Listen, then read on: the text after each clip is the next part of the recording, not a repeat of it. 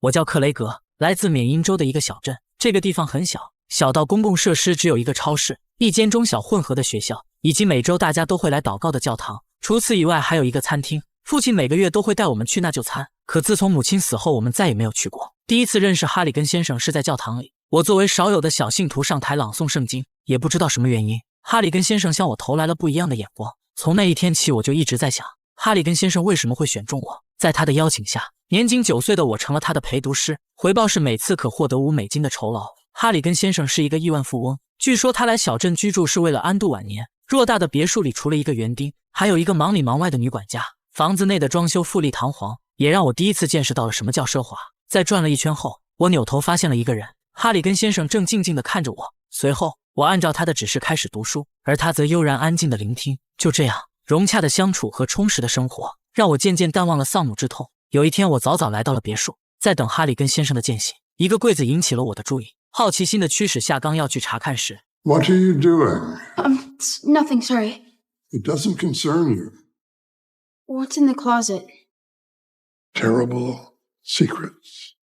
哈里根先生点到为止。我也很懂规矩，继续读书。休息的时候，我问他平时都喜欢做些什么，他说喜欢看看财经报纸。我认为这实在太无趣了。他则说世间最真实的东西就是金钱，它的魅力不在于购买力，而在于存在的强大力量。深奥的回答让我对他产生了浓厚兴趣。经过上网搜索得知，哈里根先生一生致力于事业，他没有结婚，更没有子嗣，平时和亲戚也不来往。有人评价他自私且冷酷无情。看着一条条报道，我竟莫名同情起哈里根先生，因为他和我一样都有着难以描述的孤独。时间过得很快，这期间我经常收到哈里根先生的节日贺卡，每次他都会附上一张彩票，或许是为了提醒我要对未来充满希望，而每一次我都会用我的幸运币刮开它。不出意外的没有中奖，但我对此却非常开心。随着时间的推进，哈里根先生越来越老，而我也在慢慢长大。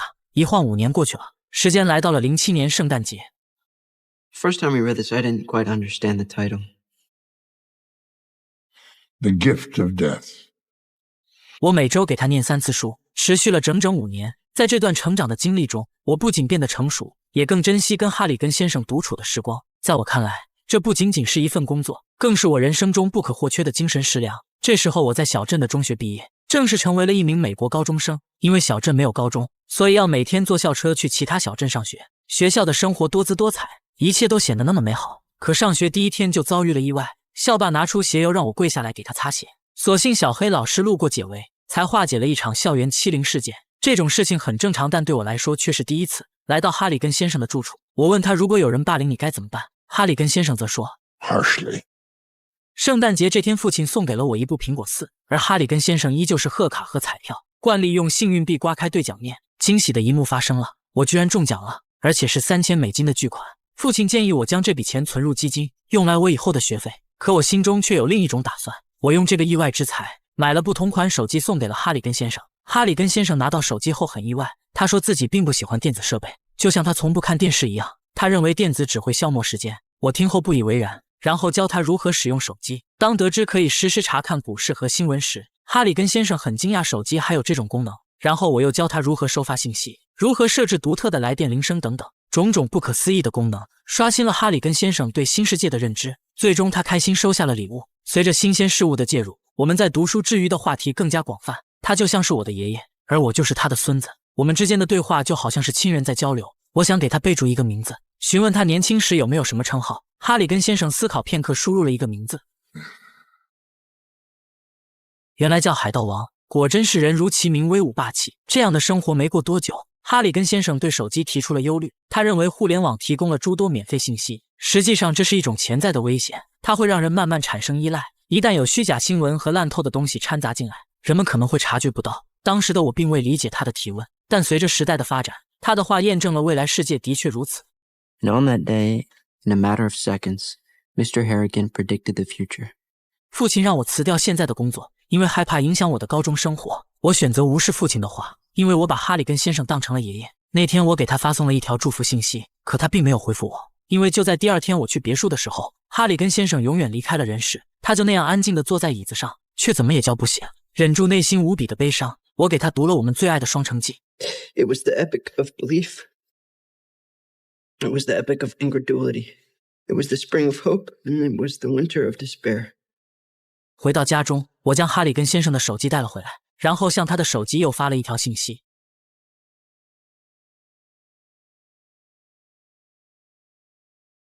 哈里根先生的悼念会在教堂举行，我最后一个走到他的跟前，在查看四下无人后，我将他的手机放回了他的口袋，希望天堂的哈里根先生可以借此聊以慰藉。这时有个奇怪的男人走了进来，我只好匆匆离开了教堂。哈里根先生下葬的那天，我看到了不远处母亲的墓碑。自从母亲死后，我从未来过墓地，因为在我内心一直坚信母亲还活着。当葬礼结束的时候，哈里根先生的财务找到了我，他说有一封哈里根先生的亲笔信交给我 instructed to hold it until such an occasion as this. 坐在父亲的车里，我把信的内容念了出来。他说在基金里存了80万美金供我读书，按照他的推算，这些钱足够我走完人生的最初阶段。在信的结尾，他写道 P.S. I will miss our afternoons together too.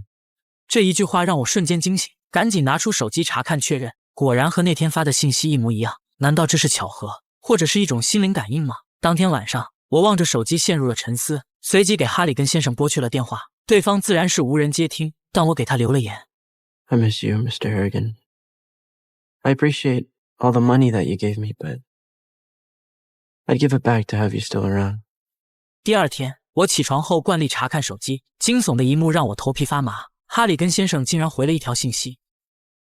我急忙跑下楼告诉父亲，让他赶紧找人去挖坟墓，因为哈里根先生可能还活着。父亲听后觉得很奇怪，于是我将放手机的事说了一遍，然后他拉我坐下，告诉我哈里根先生死后进行了尸检，所以他可以肯定这是个事实。至于手机短信，极有可能是有人黑了那部手机。听完父亲的解释，我想起教堂悼念会上的男人，会不会是他后来拿走了那部手机？为了证实自己的猜想，我骑车来到了墓地，然后拨通了哈里根先生的电话，趴在地上仔细聆听，下面传来了熟悉的铃声。这就很奇怪了，难道他的手机真的被黑了吗？可为什么要给我回信息呢？之后再也没有事情发生，我回到学校开始了正常生活。正当我差不多淡忘时，又在我身上发生了一件奇怪的事。有一天在学校举办的舞会上，校霸拉着我来到了楼下，原来他对上次的事并不甘心，然后将我手臂交叉狠狠打了一顿。这件事让我身心受创，但事情很快发生了转折。回家的路上，父亲询问是谁打了我，而我选择了隐瞒。